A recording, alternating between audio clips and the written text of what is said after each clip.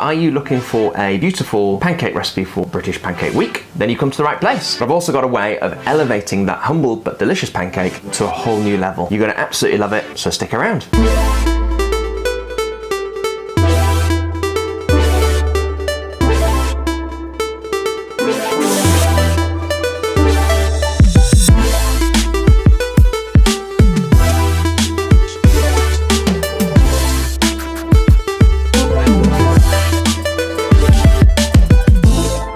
So guys, Pancake Day is approaching. Pancake Day, Shrove Tuesday, whatever you want to call it. Any day where you get to eat lots of pancakes is a good day. But I've got an amazing recipe, the standard basic crêpe, which is just delicious, and you can serve that however you want. Lemon and sugar with some Nutella, some bananas, whatever you want to do with it.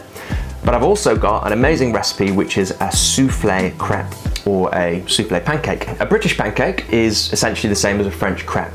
Whereas the American pancake, as we know, you add your baking powder, slightly different ratio, flour, eggs, milk, and butter, and it rises nicely. There's nothing wrong with that. Fluffy American pancakes, absolutely delicious. I'm sure we'll do a recipe here in the future. But what I love about the crêpe is you've got a larger surface area in that pan, which means you've got more flavour development as you cook that crêpe in a little bit of butter, and it's just an amazing dessert. But I'm going to show you this way of elevating your pancake to a crêpe soufflé, which is just a light, ethereal, fluffy, delicious, and it's really simple to do. I'm going to show you how in simple steps. So pour yourself a cup of tea, grab some eggs, and we're going to crack on with this recipe.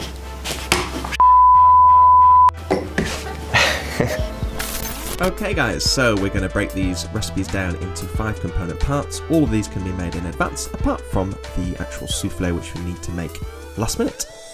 So for the pancake batter itself, we're going to start by grabbing 120 grams of plain flour, 15 grams of caster sugar, a 1/4 teaspoon of salt or a small pinch, 30 grams of melted butter, 2 whole eggs, which is 100 grams, and half of 300 grams of milk. We're going to add those to a blender, whiz them up for about 20 seconds, give it a shake, scrape down the edges, give it another quick blend, before pouring it into a bowl and adding the rest, which is 150 grams of the whole milk. That will rest in the fridge for 1 hour or overnight. We then take 300 grams of whole milk, place it in a pan and bring it to the boil. Another 50 grams of whole milk we mix with 90 grams of caster sugar, 1 whole egg, 1 egg yolk, 20 grams of corn flour, 1 teaspoon of vanilla extract. Whisk that together very, very well. Once the milk has come just up to the boil, we're going to take 1/3 of that, pour it onto the egg mixture, whisk very well before adding the remainder of the hot milk. We're then going to return the whole mixture back to the pan, cook that on a medium heat until it is thickened and comes to the boil, as you can see here. Then return to a low heat and cook for another 4 minutes before whisking in 30 grams of butter. Once you've done this, we can transfer it to a container, cling film to contact, and store in the fridge. Moving on to the lemon butter sauce, we're going to take off the zest from 2 lemons using a speed peeler, just like this, before proceeding to carefully slice off the white pith on the inside of those strips of lemon.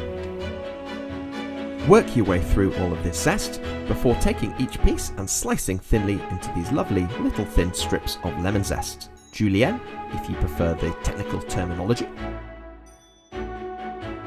We're then going to take those, place them into a pan, cover with cold water and bring to the boil. Once it comes to the boil, boil for 1 minute before removing the lemon zest from the water and leaving to cool to room temperature. We're then going to heat a pan until it's pretty hot, and then take 50 grams of caster sugar and add it to that pan until it starts to melt and to slightly caramelize. Once that 50 grams of sugar has dissolved, give it a little shake. You can then add another 50 grams of caster sugar, and we're going to cook this until it's beautifully golden brown. If you need to get a whisk in there just to break up a few lumps, that's absolutely fine. Once you have this beautiful amber to dark brown colour, we're then going to take 140 grams of lemon juice, which has been heated in the microwave. That's between 3 and 4 lemons. Add 1/4 of that into the caramel before whisking, followed by another 1/4.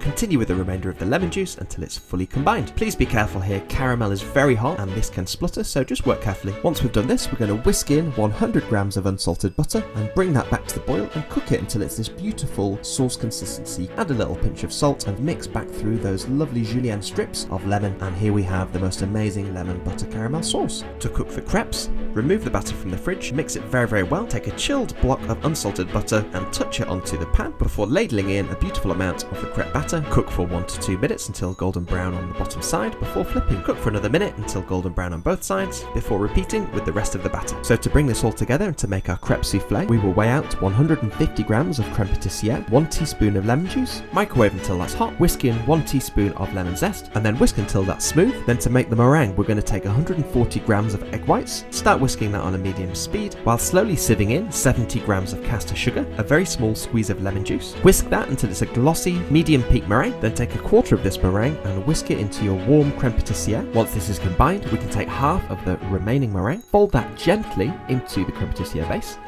followed by the remaining meringue, and again, fold it gently and lightly, as you can see here. Fold this until it's nicely combined, and when you're happy that's well combined, you can stop mixing. Don't want to overmix it at this stage. So this is enough soufflé mixture to fill 4 crepes, or 4 pancakes. So you're going to open up each pancake, dividing the mixture equally between the 4, and our crêpe soufflés are now ready to go into the oven. So we bake those in a preheated oven at 190 degrees for 6 minutes. As you can see, they come out lovely, fluffy and wobbly. We're going to dust these lightly with icing sugar, lift these light ethereal clouds onto the plate, and they're ready to enjoy with your lemon butter caramel sauce. Trust me, these are delicious. So it's that time when we look at the recipe recap from a different angle.